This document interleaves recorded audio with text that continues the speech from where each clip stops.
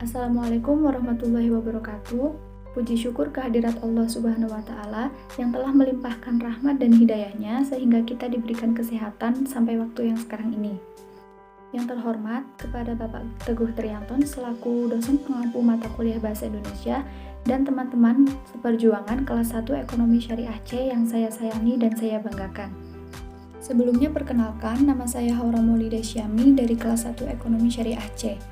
Di sini saya akan mempresentasikan makalah yang berjudul Kajian Ilmiah dalam 3 Sajak dari buku Biang Lala karya Abdul Wahid B.S. secara struktural semiotika. Bahasa Indonesia itu identik dengan karya sastra. Nah, apa sih karya sastra itu? Karya sastra merupakan wujud permainan kata-kata pengarang yang berisi maksud tertentu yang akan disampaikan kepada penikmat sastra. Wujud karya sastra yang paling menonjol dari penggunaan bahasa, salah satunya adalah puisi. Lalu apa sih puisi itu?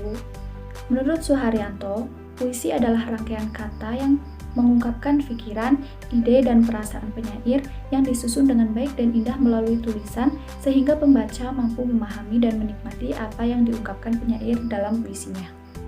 Sebagai salah satu karya seni, puisi ini dapat dikaji dari berbagai macam aspeknya. Salah satunya yaitu struktur. Struktur puisi ini sendiri meliputi isi, tema, amanat, suasana, tipografi, pengimajian, rima, majas, diksi, dan lain sebagainya. Namun selain itu, sebuah puisi bisa dinikmati melalui penanda atau simbol yang terdapat dalam sebuah puisi atau biasa disebut dengan unsur semiotik. Apa itu unsur semiotik?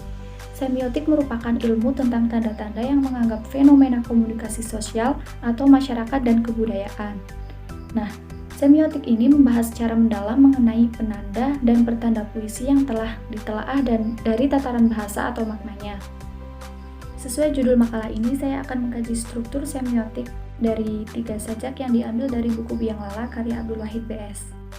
Baik, yang pertama saya ambil dari sajak yang berjudul Mata karya Abdul Wahid B.S. Sajak Mata karya Abdul Wahid B.S. tersebut menceritakan orang yang sedang jatuh cinta. Pada kalimat tersebab semua pandangan adalah matamu yang indah, yang cahayanya melebihi matahari itu telah mengalami pergantian makna. Nah, kalimat tersebut mempunyai makna bahwa penulis terpesona oleh kecantikan atau ketampanan orang yang sedang dibicarakannya. Selain itu, orang yang sedang jatuh cinta biasanya selalu merasa senang. Dibuktikan dalam sajak tersebut seolah-olah penyair sedang merasakan senang. Dapat dilihat juga dari kalimat, tak ada lagi ketakutan dalam mataku, dan kalimat yang kadang melelehlah hujan. Ketakutan dalam mataku berarti kesulitan yang ia hadapi dalam hidupnya, sedangkan melelehlah hujan menyimbolkan air mata yang jatuh tiap kali ia merasa sedih dan kesulitan dalam menghadapi segala sesuatu yang terasa sulit baginya. Nah, kehadiran orang itulah yang membuat penulis merasa semua kesulitan yang ada dalam hidupnya itu hilang. Yang kedua, saya ambil dari sajak yang berjudul Potret. Sajaknya bisa dilihat di slide. Pada kalimat "Kupasang figura masa kecilku" terdapat pergantian makna, yaitu penulis sedang membayangkan atau teringat tentang masa lalunya.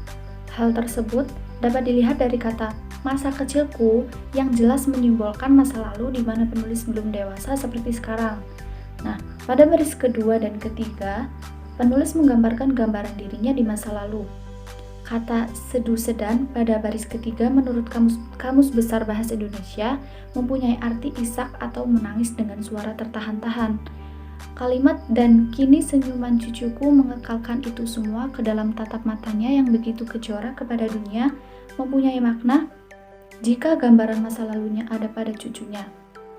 Kata kejora menurut KBBI mempunyai arti bintang yang biasanya terbit pada dini hari. Artinya, itu membuktikan dia mempunyai masa depan yang cerah di tengah gelap dan kejamnya kehidupan. Yang terakhir, saya ambil sajak yang berjudul Melaut Indonesia. Bentuk utuh sajaknya bisa dilihat di slide. Pada kalimat pertama bisa kita baca kalimat "Kalaulah laut yang memisahkan pulau-pulau antara kita". Laut identik dengan air yang dalam dan membentang luas.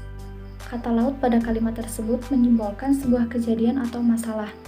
Sedangkan kata pulau-pulau pada kalimat tersebut menyimbolkan sebuah hubungan seseorang.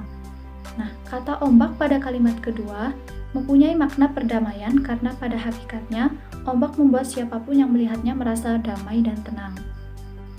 Lalu ada kata mata air pada kalimat kelima, menyimbolkan suatu hal yang baik, sedangkan palung samudra menyimbolkan kegelapan. Kalimat kelima mengalami pergantian makna. Makna dari kalimat itu adalah semua hal baik akan menyelamatkan kegelapan atau kesulitan. Sedangkan untuk kalimat keenam, yaitu kayuhlah doa antara pulau-pulau hingga melaut Indonesia. Kalimat ini mempunyai makna bahwa penulis menganjurkan untuk berusaha dengan sekuat tenaga dan tidak menyerah. Dari kajian di atas dapat ditarik kesimpulan bahwa setiap bentuk karya sastra mempunyai makna yang mampu memberikan efek terhadap seseorang. Salah satunya adalah puisi, yang mampu memberikan makna yang banyak terhadap pembaca karena penggunaan kata atau pemilihan kata yang erat akan tanda dan makna. Dapat disimpulkan juga bahwa puisi dan unsur semiotik itu saling berhubungan. Baik, saya kira cukup untuk presentasi makalah kali ini. Mohon maaf apabila banyak kesalahan dalam penjelasan materi. Terima kasih atas perhatiannya. Wassalamualaikum warahmatullahi wabarakatuh.